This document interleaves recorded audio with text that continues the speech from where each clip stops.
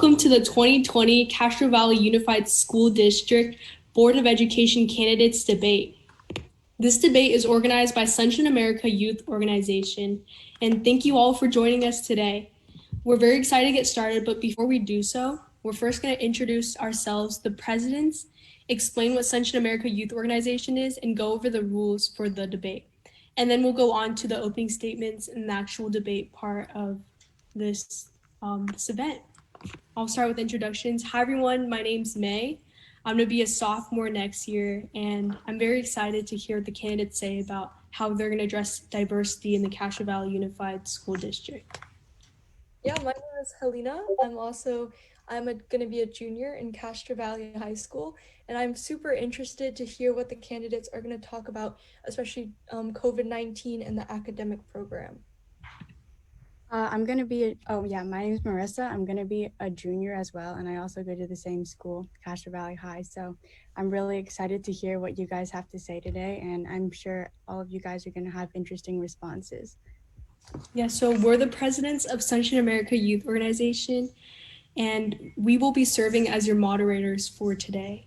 We are all concerned about issues about how COVID-19 will affect our schools, the current school funding situation, and issues on equity. So we hope this session will help us achieve clarity on what the candidates for the Board of Education members are planning on accomplishing. Let's set the record straight on who they are and what they will do for Castro Valley Unified School District. Yeah, so the Board of Education election is coming up this fall, November 3rd, 2020. And these people play a really key role in determining what schools in the Castro Valley Unified School District will look like. So we thank all of you for coming today to have the opportunity to hear the candidates expand on their ideas, present what they have to offer to the community, and explain how their role as a school board member can improve and impact Castro Valley's education system, especially during these uncertain times. So I'd like to acknowledge our five candidates joining us in this debate today. So if you could just give a wave when I say your names. Dolly Adams, Kristy Dooman, Mike Kusiak, Monica Lee, and Lavender Lee Whitaker. So, Mike, whenever you're ready, your 2 minutes starts on your first word. Thank you. Well, good evening. I'm Mike Kusiak. I'm a parent of two students, a rising fourth grader at Chabot Elementary and a rising sixth grader at Creekside Middle School. I'm very grateful to be here tonight. I want to thank the student organizers of Sunshine America Youth Organization for organizing tonight's event. Y'all are doing great. And I want to thank my fellow candidates for being a part of this forum tonight. I know we all share a common passion for our Castro Valley schools. And I want to thank everyone who's out there tonight joining us. I'm running to serve the school board for three main reasons. The teachers who have directly impacted my life, our Castro Valley teachers who have impacted my children's lives, and because our schools are at the heart of Castro Valley, and now more than ever, we need to stand up and defend our public schools. My parents divorced when I was young. We faced poverty and housing insecurity. School was my refuge. Because of special intervention at my school in the second and third grade, I learned how to read. When my mom struggled to pay rent or the electric bill, my school fed me. My wife and I came to Castro Valley because of our schools. Our family's experiences at Castro Valley Elementary and Transitional Kindergarten and then at Chabot Elementary gave us community and a sense of connection. Our teachers have been our bedrock here. Castro Valley is unincorporated. Castro Valley Unified is the one entity that unifies our community. It also tackles a lot of issues that would normally be handled by other government agencies and other communities. Right now, we are witnessing this as our district and its stakeholders struggle to find a way forward to open in the new school year. As a board member, I'll fight for funding reform so we can actually sustain public education. We are in a crisis right now, but before we got into this, we were in a funding crisis. I'm going to encourage public engagement and transparency by our district. And I'm also going to fight for equity and inclusion so that we really can stay with conviction that all really means all. COVID-19 has been a shock to an already fragile system and has made even clearer the underlying weaknesses and challenges we must address if we want to keep the public in public schools. California has failed to fund its schools. We need a new deal for school funding, and this will be a priority of mine. I will fully support Schools and Community First on November 3rd. I hope you will support it as well.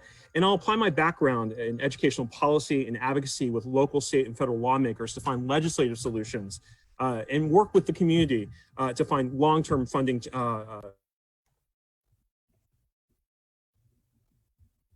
Okay, and now on to our next candidate, which is Kristy. You're up next. 2 minutes starts on your first word. I'm going to ask that if you're not talking, please turn off your video. Hi, my name's Kristy Dooman, and I'd like to thank you for giving me an opportunity to share why I should be on the school board. My 30 years of experience as a teacher and in the district office gives me a unique perspective that will enable me to improve our schools for our students and teachers and to ensure the fiscal health of our district. I've dedicated my professional life as a special education teacher, program specialist, and trainer of district staff. This experience will guide me in developing policy that will affect how we teach our students and develop our teachers. My degree in business administration and accounting enables me to understand finance and budgeting to maximize the district's limited resources. I've personally dealt with the distance learning as a result of the COVID and recognize the challenges that teachers and parents face with children learning remotely and dealing with technology. This will help in developing solutions to our new pandemic reality and ensuring the children in our diverse community will be successful. My priorities are equity in education with an emphasis on reading and literacy, empowering parents, students, and teachers to have a voice in their educational programs, inclusion of diversity in curriculum and district policies, and transparent governance, and also hiring and retaining the best teachers. I may not have all the answers, however, my experience will enable me to ask the right questions. Thank you.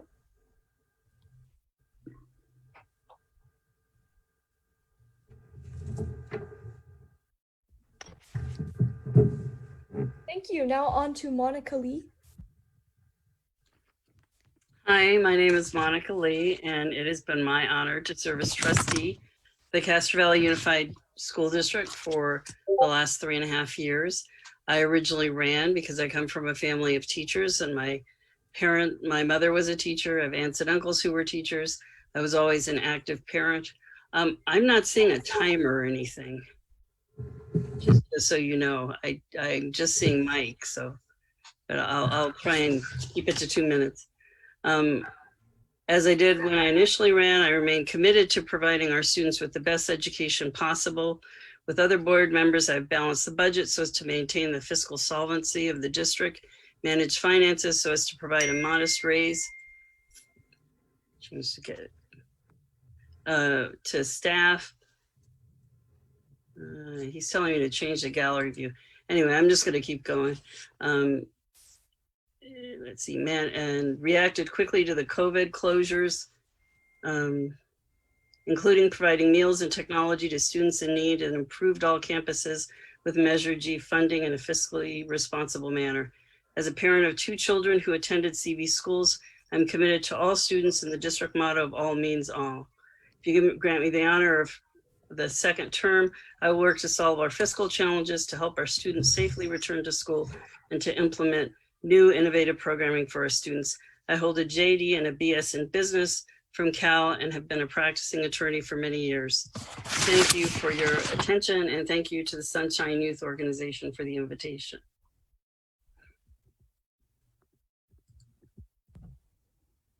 Awesome, thank you. Please now, Dolly Adams.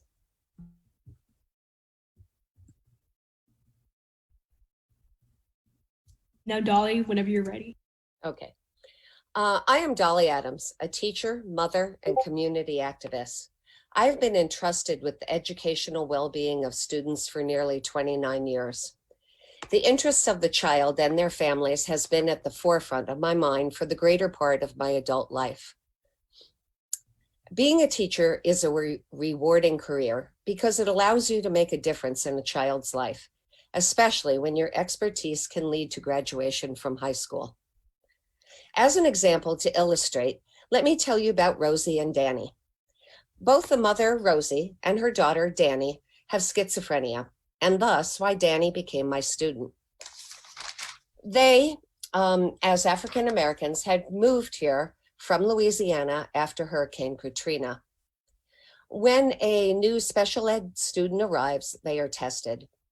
Danny's IQ scores came back in the low 80s, but I knew that this seemed off. And I knew that the standards-based tests for Black children are often just plain incorrect. Danny, with a lot of studying and hard work, passed the high school exit exam that was given in those days on the first try, much to the amazement of many, including her grateful mother. Danny graduated from high school and went on to obtain an AA as a preschool teacher. I sincerely care how my kids are doing, and I will make all the children of Castro Valley part of my kids and care for them as a member of the school board. Please check us out at dollyadamsforkids.com. Thank you. Okay, awesome. And next, last up for opening statements is Lavender Lee Whitaker. Thank you, May. First, I wanted to thank the Sunshine Youth Organization Board for doing this and having this debate. I love your civic engagement. So for myself, my name is Lavender Whitaker. I've been on the board for 3.5 years. I'm currently the board president. And I want to let you know why I originally ran for office. My why is that my late husband, Nicholas Dub Whitaker, was a teacher in the district. He was a leadership teacher. He was very involved. And he was going to UC Berkeley to get his master's in restorative justice. He wanted to be an administrator because he saw the changing demographics in our community, and he wanted to make sure that they were addressed and people were treated equitably. Also, as a view of a teacher's view, there were some differences and some miscommunications between the district, the union, CSEA, and we wanted to make sure, he wanted to make sure that people got along and started communicating so that we could get through things together and be better for our communities and help out our kids more. On top of that, I have a background that is very different. I have a Bachelor of Science in Environmental and an MBA, and I currently work in the environmental health and safety field, so I bring a different perspective there. For me, the biggest things that we're facing and the reason why I want to continue is because I know that our journey in equity, we're not there yet. And I feel like I want to be a part of that. But on top of that, we're facing a collective crisis with COVID-19. And I feel like I want to be there to support. And I know that I've been able to bring people together, and we need that. We need to take care of each other through this collective crisis. And on top of that, I'm really focused on smart financial decisions, spending our money, putting our money where our mouth is, and bringing people together and having transparency with the community. So I look forward to your support, and I'm looking forward to this debate. Thank you. For our next question, starting with Lavender.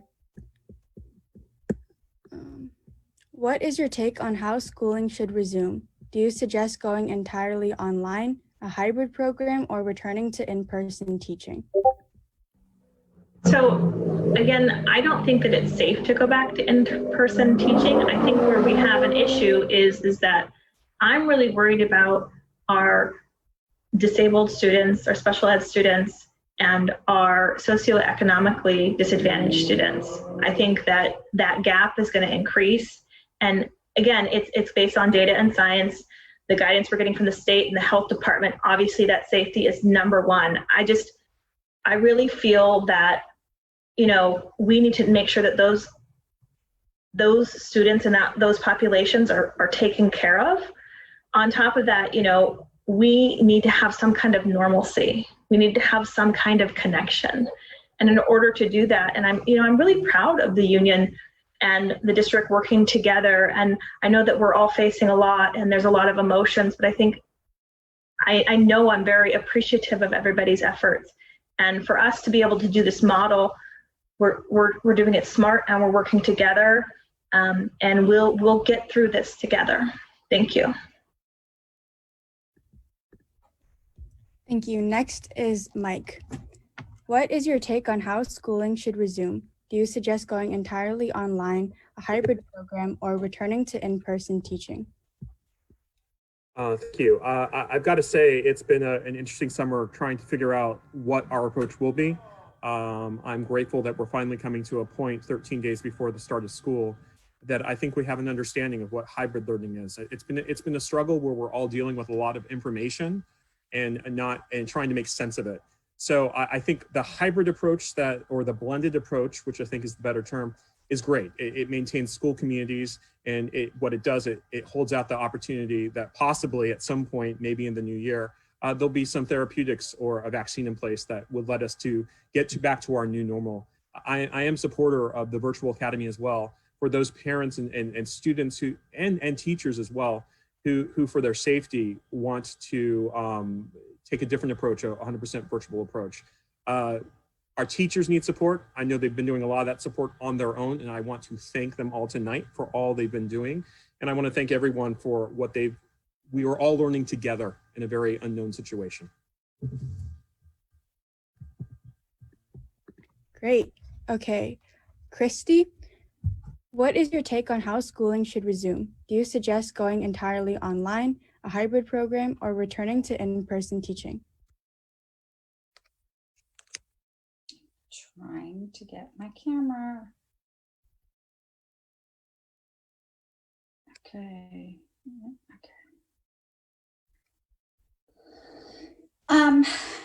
So I thought a lot about this, and I think that first, what we have to look at is, again, the safety of our students and staff. We need to look at realistically how we can do that, how we can go back to school safely. Number one, the virus needs to be addressed before we can really consider resuming school.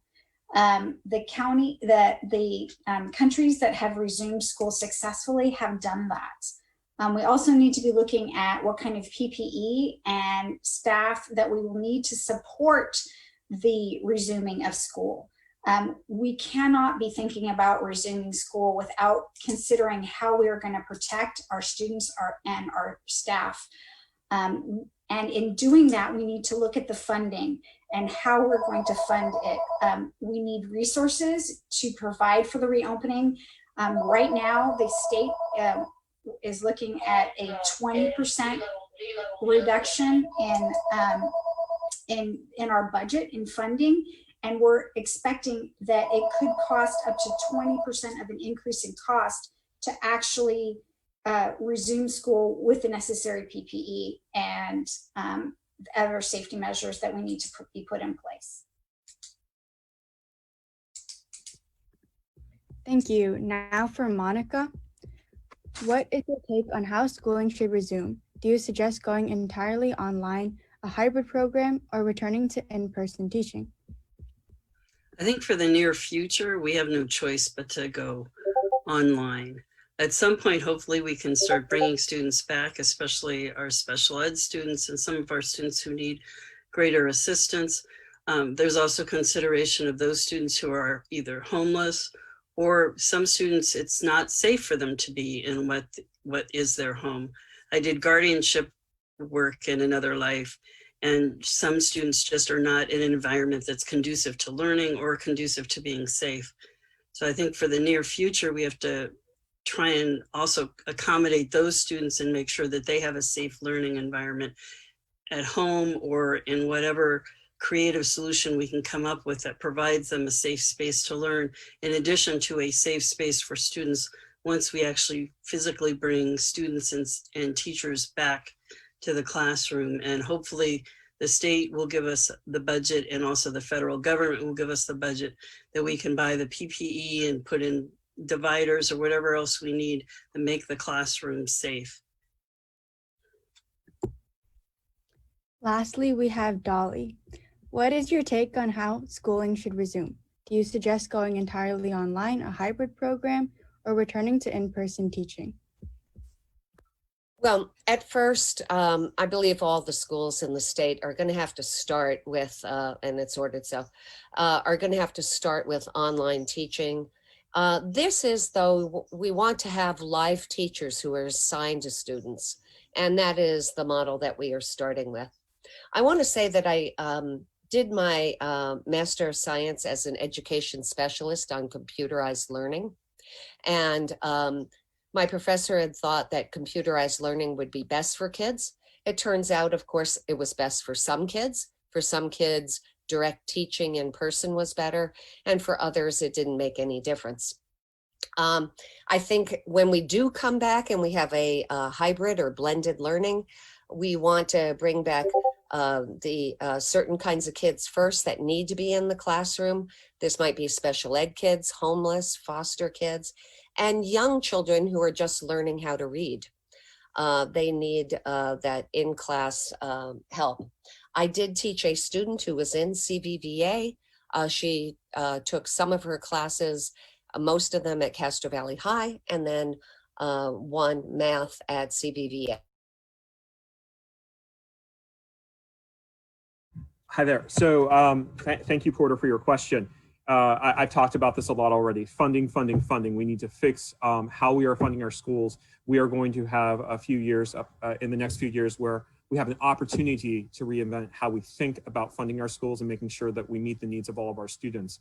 I feel strongly about equity and inclusion. I helped lead the Castro Valley Stands United Against Hate campaign, and I was proud of our student organizers this summer who led 2 Black Lives Matter protests in Castro Valley. I think it's important that we acknowledge that our schools are a leading indicator of our of this community. We are a majority minority community, and we need that better reflected in Castro Valley in the larger community. I believe in democracy for our community, and a priority will also including more students, parents, stakeholders throughout the community to be engaged with our school community, so we can have conversations about, do we want more languages? Do we need different type of courses, and how we get all these things done? Thank you.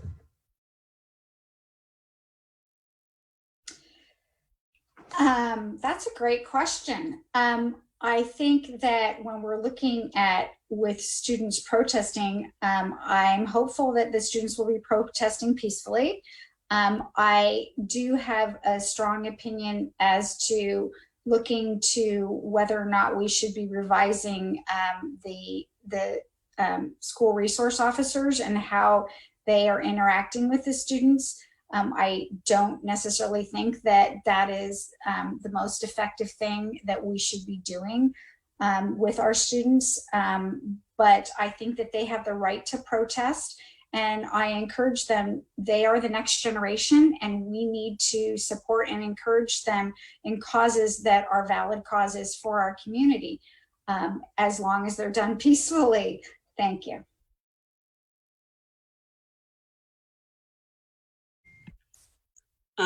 Quite frankly, if you're not interested in doing what's in the best interest of the students and the families, you shouldn't be running for the school board. I think that's our primary obligation, is to do what's in the best interest of our students and consequently our families. That's what I try and do every day. I mean, since the COVID virus came up, I spend every day reading health brochures. We get newsletters and attending webinars and Zoom meetings all about the virus, trying to educate myself as much as I can, because this is a decision we cannot get wrong. We cannot put students in harm's way, because if we do, it could put their families in harm's way and our teachers in harm's way. So I think I feel very passionately about making sure that every decision I make, be it about the COVID virus, the curriculum, a holiday, moving finals at the high school to before Christmas, that everything that I do is done in the best interest of our students and our families. All means everything that statement says. It means equity for all, no matter your ethnicity, where you come from, how much money your parents make, whether or not your parents are a single parent like I've been in my past, whether or not they're rich, whether or not they have brothers, they have sisters. Equity and all means providing equitable education to all of our kids. Now, it goes beyond just education. It also goes into the environment that they live in. So when we talk about equity, you know, a couple years ago, I spearheaded having a gender neutral dress code because it was disproportionately taking girls out of school. They need to learn too. You know, our board policies, I made sure that they were gender neutral as well, and then also pushing ethnic studies. Everybody needs to see somebody looking like them succeed and be part of our history. Okay, so all meets all has been the motto of Castro Valley Unified. It's a very important motto for our school because there have been incidents in the past. I've lived here in Castro Valley for 30 years and seen some horrible things, you know, that have happened to students and Asian kids too, and businesses. So it's very important that we have equity. We have gender equity, that kids are treated as equal as possible.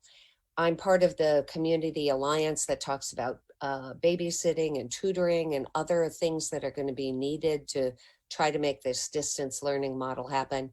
75% of Redwood kids had free and reduced lunch. And so we were trying to give them quality education that would allow them to graduate from high school and be wonderful citizens. Thank you. Thank you. Thank you everyone for organizing this tonight, and thank you everyone who's joined us. I want to be a school board member because this is my community. I believe in Castro Valley. Our schools are the heart of our community. They've transformed my kids' life.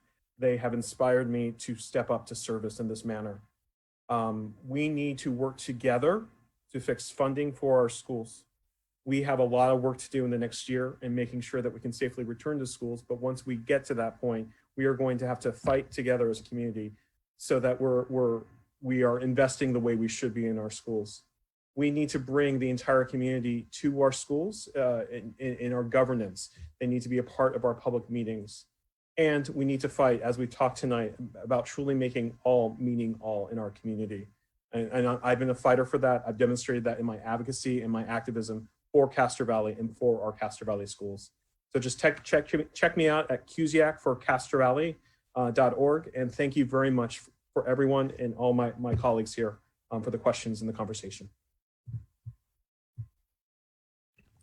All right, Kristy, you're next.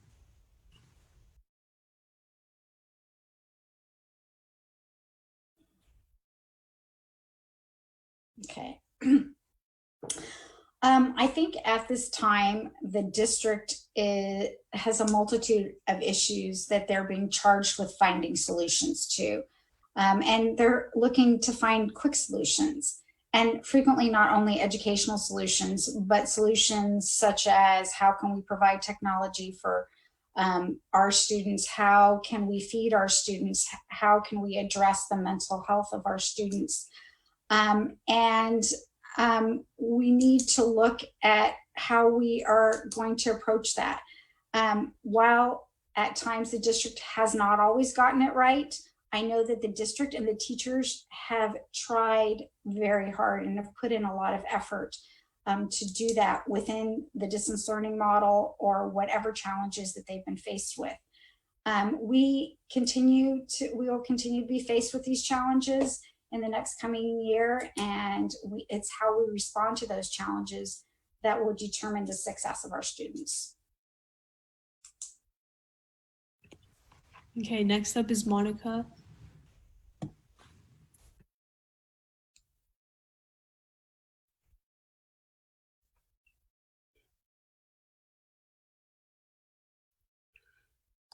I am one of the trustees on the school board, and it has been really rewarding to work with the students and the staff and the faculty. Education has always been big in my family. My mother was a teacher. Several of my aunts and uncles were teachers. My dad couldn't go to college when he graduated from high school. So he always instilled in all of us the value of an education. I've always been really active in the school district and supportive of our students. We have such amazing students.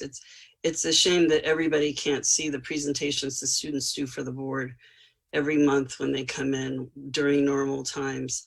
I've started a lot of projects with this district. The next few years are going to be difficult in terms of balancing the budget, dealing with the COVID virus, creating an interesting and challenging curriculum. And I would appreciate the opportunity to keep working on those things and keep making the Castro Valley School District what it is today and improving on it wherever I can.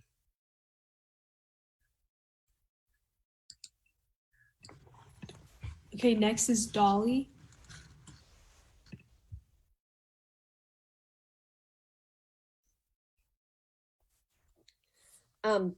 So this is my closing statement. I ask you, who is better to advise the school board than a teacher who has implemented distance learning via Zoom during this pandemic and will continue to do so this school year too? I am a curriculum expert. I have an intricate understanding of the K-12 system with expertise in both general education and special ed. I have taught all subjects at the secondary level with students from every one of the 13 plus schools in Castro Valley. I have spearheaded traffic safety for children in Castro Valley as a MAC member and voted for the Tiny Homes project to alleviate homelessness in our community. Sorry, I have a tickle in my throat. I am the kind of leader that would listen to her constituents and will vote on their behalf, as demonstrated by my Castro Valley MAC votes. I'm an experienced teacher from Redwood High, and I am committed to closing the achievement gap for low income and children of color while maintaining. Okay, and last up we have Lavender.